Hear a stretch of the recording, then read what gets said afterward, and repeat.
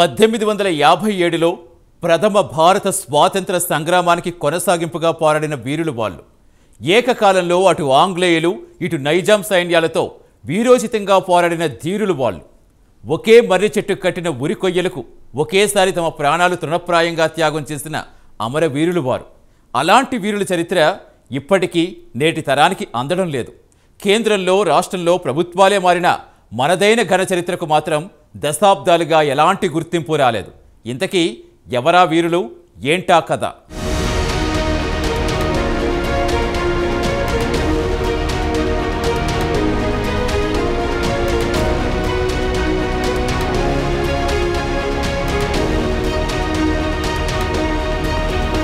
ఉత్తర తెలంగాణ ప్రాంతంలో నివసించే షెడ్యూల్ తెగల్లో గోండు తెగ చాలా ముఖ్యమైంది. వాళ్లకు ప్రత్యేక భాష కూడా ఉంది. కానీ ఆ భాషకు లిపి లేదు. తరతరాలుగా అడవి తల్లిని నమ్ముకుని జీవనం సాగిస్తున్నారు. నిర్మల్ నుంచి నారాయణ ఖేడ్ వరకున్న అటవీ ప్రాంతంలో గోండు జాతి నివసిస్తోంది. సాంప్రదాయాలు, సంస్కృతిలో మిగతా తెగలకు గోండులకు తేడా ఉంటుంది. గోండులకు నైజాం పాలకులతోనూ ఆంగ్లేయులతోనూ పోరాడాల్సి వచ్చింది. గోండుల ప్రాంతాలకు ఒక ప్రత్యేక పరిపాలన ఉండేది.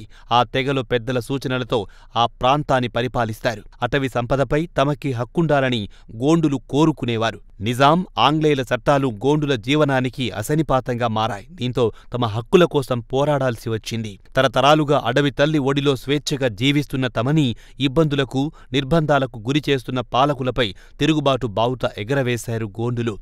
అగ్నికి వాయువు తోడైనట్లుగా రోహిల్లాలు గోండులకు తోడయ్యారు. అప్పటికే ముగిసిన ప్రథమ స్వాతంత్ర పోరాటంలో ఓడిపోయి ఉత్తర భారతదేశానికి చెందిన నానాసాహెబ్ పీష్వా వర్గానికి చెందిన వాళ్లే ఈ రోహిల్లాలు.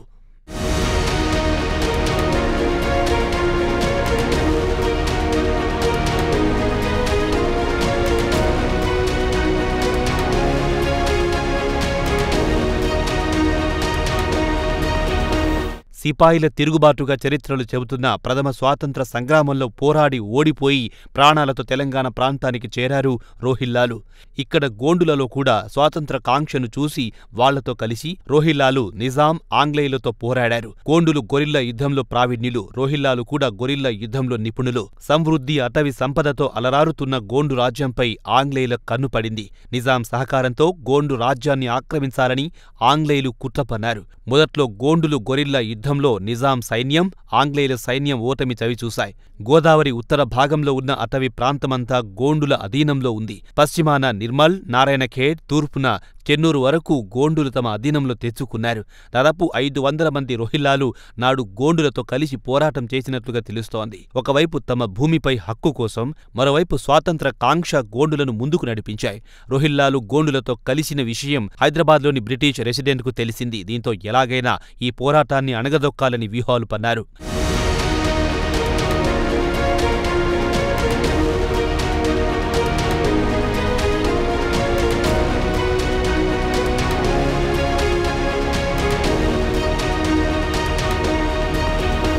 దట్టమైన అటవీ ప్రాంతంలో ఆహారం కూడా లభించని చోట బ్రిటిష్ సైనికులకు, రామ్జీ గోండు నాయకత్వంలోని గోండు వీరులకు ఎడతెగని పోరు కొనసాగింది. మొదట్లో గోండులదే పైచేయిగా ఉండేది. క్రమేణీ బ్రిటిష్ సైన్యం రంగంలోకి దిగిన తర్వాత నిజాం, బ్రిటిష్ సైన్యాలదే పైచేయి అయ్యింది. సైన్యం అత్యాధునిక ఆయుధాలతో తలపడగా గోండులు సాంప్రదాయ ఆయుధాలైన కత్తులతో, బాణాలతో పోరు సల్పారు. రోహిల్లాల దగ్గర మాత్రమే కొద్ది మొత్తంలో తుపాకులున్నాయి. తీవ్రమైన పోరాటం తర్వాత రామ్జీ గోండు సహా 1000 మంది గోండు, రోహిల్లా వీరులు బ్రిటిష్ సైన్యానికి దొరికిపోయారు. దొరికిన వారిని నిర్మల్ తీసుకొచ్చారు. 1860 ఏప్రిల్ 9న నేటి నిర్మల్ జిల్లా కేంద్రమైన నిర్మల్లో గోండు నాయకుడు రామ్జీ గోండుతో సహా 1000 మంది వీరులను ఒక మర్రి చెట్టుకు ఉరివేశారు. కల్నల్ రాబర్ట్ నేతృత్వంలో ఈ ఘాతుకానికి ఒడిగట్టారు. అదే 1000 ఊరుల మర్రి పేరుతో స్థానికంగా పిలుచుకుంటారు. దీనినే 1000 పుర్రెల మర్రి అని కూడా పిలుస్తారు. దేశ స్వాతంత్ర్య చరిత్రలో అత్యంత క్రూరమైన ఘటనగా చరిత్రకెక్కిన జలియన్ వాలాబాగ్ ఘటన కంటే 60 ఏళ్ల ముందే నిర్మల్లో ఒకే చెట్టుకు 1000 మంది ఆదివాసీ వీరులు ప్రాణాలర్పించారు.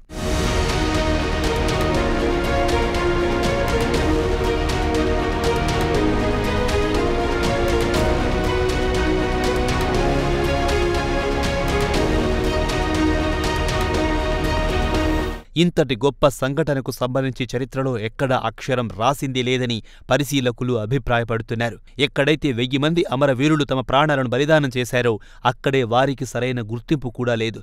సాక్షాత్తు ఆ ఘటన జరిగిన నిర్మల్ జిల్లా కేంద్రంలోనే మొన్నటి వరకు 1000 మంది అమరుల స్తూపం లేదు. చాలామందికి ఈ చరిత్ర కూడా తెలియకపోవడం అత్యంత శోచనీయం. తెలంగాణ ఉద్యమ సమయంలో కొంతమంది ఉద్యమకారులు స్థానిక చైన్ గేట్ వద్ద రామ్జీ గోండు విగ్రహం, 1000 ఊరుల మర్రి ప్రాంతంలో అమరవీరుల స్మారక స్తూపాన్ని ఏర్పాటు చేశారు. ఇటీవల హైదరాబాద్లో రామ్జీ గోండు పేరిట గిరిజన మ్యూజియం సైతం ప్రారంభించారు. 1000 ఊరుల మర్రి ప్రాంతంలో రామ్జీ గోండు స్ఫూర్తి కేంద్రం నిర్మాణానికి భూమి పూజ చేశారు. 1000 మంది అమరుల త్యాగాలకు ఇప్పుడిప్పుడే గుర్తింపొస్తోంది.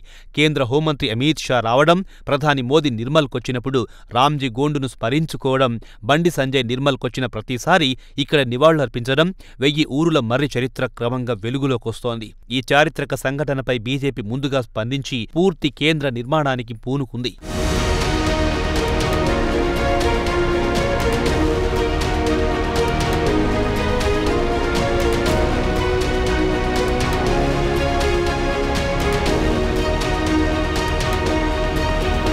రామ్జీ గోండు సహా 1000 మంది గోండు అమరవీరుల త్యాగాలకు ఇప్పుడిప్పుడే విలువ దక్కుతోంది. నాటి స్వాతంత్ర సంగ్రామం అనంతరం కుమరం భీంలాంటి గోండు వీరుల పోరాటాలకు ఆదర్శంగా నిలిచిన ఆదివాసీ పోరు బిడ్డల కనీస ఆనవాళ్లు కూడా స్థానికంగా లేకపోవడం దురదృష్టకరమైన విషయం. ఇదే క్రమంలో తాజాగా ఓ అడుగు ముందుకు పడింది. 1000 ఊరుల మర్రి చెట్టున్న ప్రాంతంలోనే రామ్జీ గోండు స్ఫూర్తి కేంద్రాన్ని నిర్మించేందుకు పాలకులు ముందుకొచ్చారు. విజయ సంకల్ప యాత్రలో పాల్గొనేందుకు బుధవారం నిర్మల్కొచ్చిన బీజేపీ జాతీయ కార్యదర్శి ఎంపీ బండి సంజయ్, బీజేఎల్పీ నేత, నిర్మల్ ఎమ్మెల్యే ఏలేటి మహేశ్వర్ రెడ్డి స్ఫూర్తి కేంద్ర నిర్మాణానికి భూమి పూజ చేశారు. 1000 ఊరుల మర్రి ఉన్న ప్రాంతంలోనే ఈ కేంద్రాన్ని నిర్మిస్తామని, అది కూడా ఏడాదిలో పూర్తి చేస్తామని వారు పేర్కొనడం గమనార్హం. ఇంతటి చరిత్ర ముందు తరాలకు అందించడం కోసం పార్టీలకు అతీతంగా కలిసి రావాలని వారు పిలుపునిచ్చారు. దీనిపై జిల్లావాసులు హర్షం వ్యక్తం చేస్తున్నారు. ఇప్పటికైనా 1000 అమరుల చరిత్రను వెలుగులోకి తీసుకురావాలని కోరుతున్నారు.